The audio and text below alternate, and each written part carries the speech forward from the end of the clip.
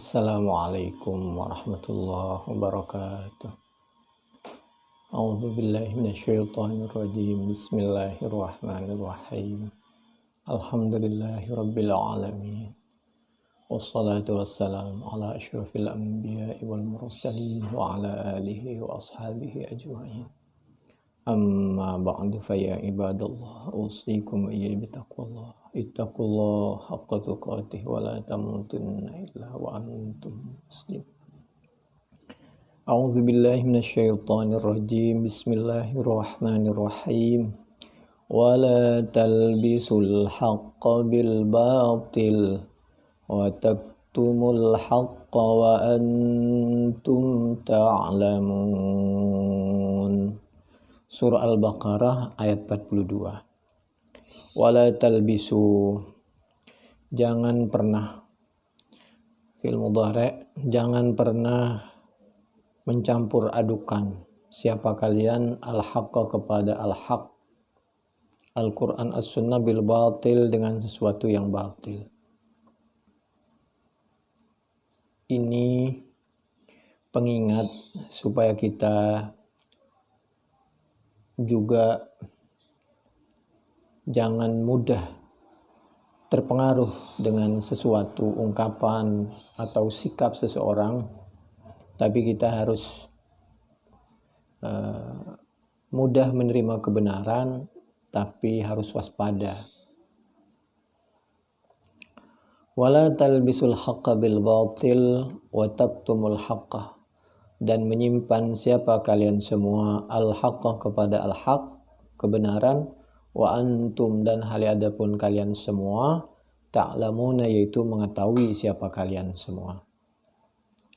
Suatu ketika Sayyidina Ali radhiyallahu an melihat seseorang yang kurang tenang. Lalu Sayyidina Ali mengingatkan, orang itu namanya Al-Harith bin Haut.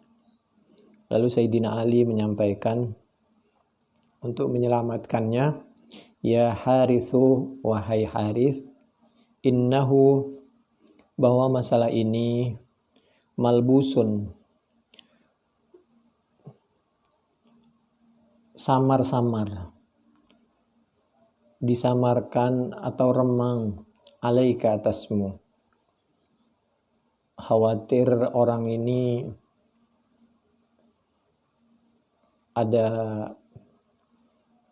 kesimpulan atau bersikap atau berada pada posisi yang kurang tepat, maka Sayyidina Ali mengingatkan kepada Al-Harith bin Haut, untuk masalah ini sepertinya kamu mesti mendapatkan penjelasan yang insya Allah tepat.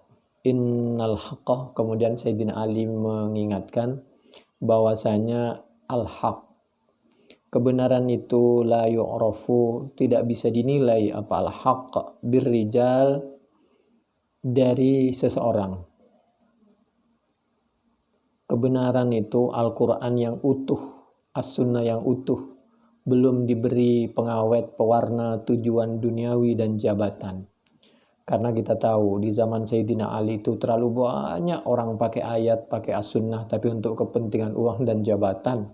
Sehingga banyak orang yang tertipu dengan orang lain, akibat orang lain itu menjual agama, Al-Quran dan as-sunnah, tapi untuk kepentingan dunia dan politik dan jabatan. Bahkan tidak segan-segan untuk memusuhi dan membunuh Sayyidina Ali itu sendiri.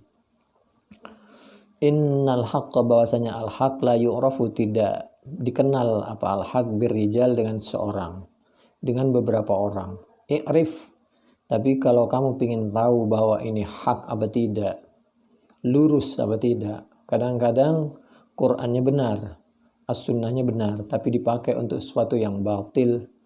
Itulah menurut Sayyidina Ali kalimatu haqqin urida bihal batil. Kalimatnya hak tapi dipakai untuk sesuatu yang batil.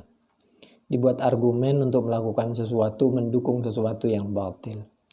Makanya Sayyidina Ali mengingatkan, i'rif, mengenallah siapa kamu, mencari tahu memahamilah siapa kamu al-haqqa kepada al-haq. Kalau kita faham betul kepada Al-Quran dan As-Sunnah sumber aslinya dan dari orang yang masih bersih ta'rif, maka pasti mengenal, mengetahui, mendapatkan kesimpulan, penjelasan siapa kamu ahlahu. Kalau kamu tahu kepada hak, maka kamu akan tahu kepada orang yang hak. Jadi jangan menilai sesuatu itu dari seorang, karena sudah ada kepentingan biasanya. Tapi nilai dari sumber aslinya, sehingga kita tahu ini mata air ini dipakai untuk diarahkan kemana. Ada contoh, ini sebenarnya masalah lain, tapi tidak salah kalau diberi contoh. Karena kadang-kadang sesuatu kepalsuan itu banyak tujuannya, seperti pernah kami sampaikan di Sanusi Al-Bayan ini pada pertemuan sebelumnya, bahwa ada orang yang membuat hadis maudhu', hadis palsu karena dendam, ingin membalas dendamnya kepada guru anaknya, guru ngaji anaknya.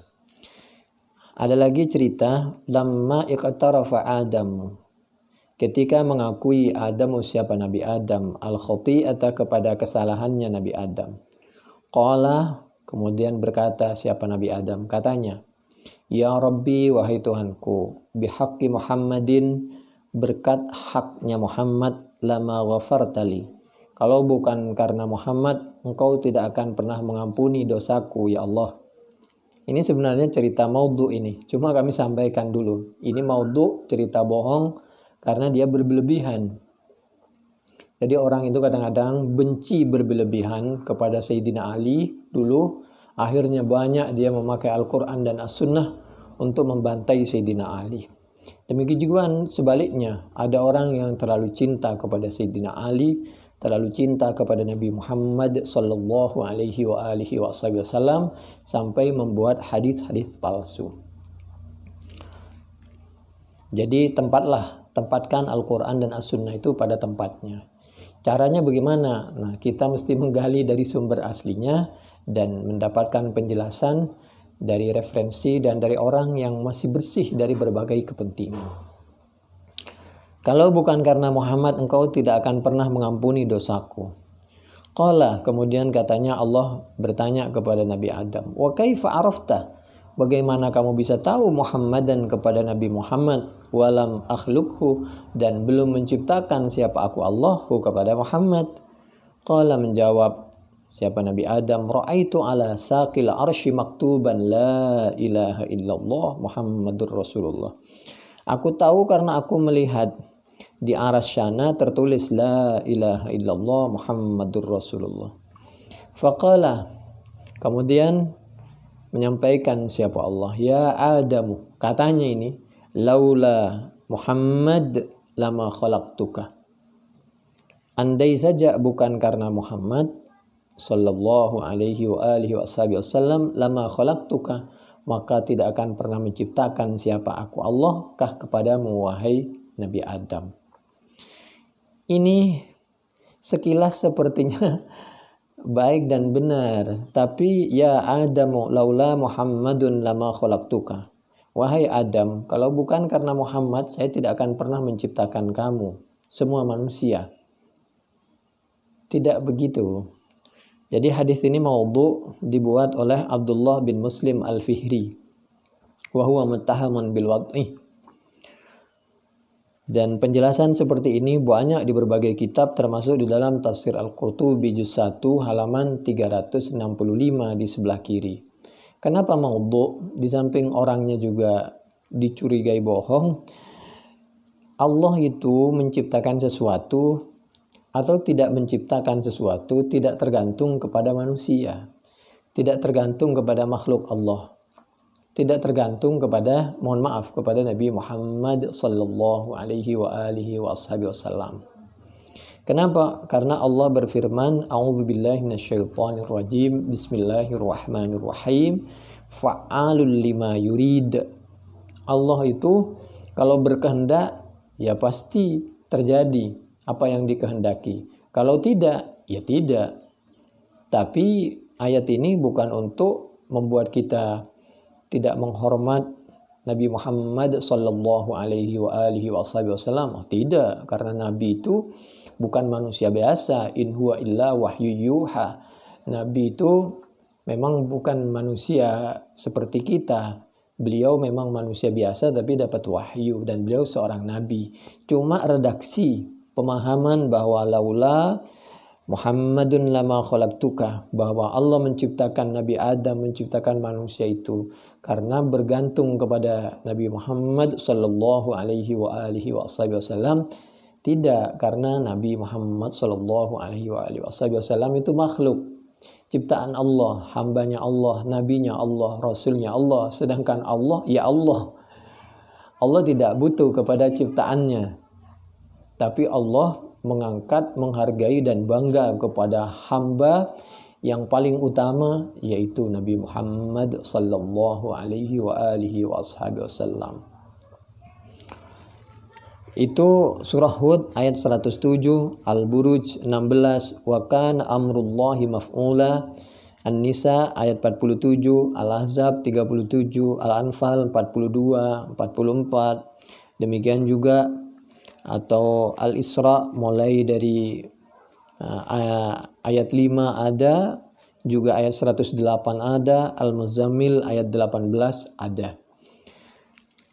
Ini ayat kembali lagi Al-Baqarah ayat 42. A'udzubillahi minasyaitonirrajim. Bismillahirrahmanirrahim.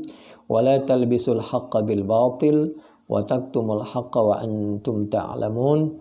Agar ayat ini menyarankan kepada kita agar kita selalu menjaga kebersihan Al-Quran dan As-Sunnah, dan supaya kita menyampaikan yang hak, itu hak Al-Quran dan As-Sunnah, dan supaya kita tidak mudah menerima atau menilai bahwa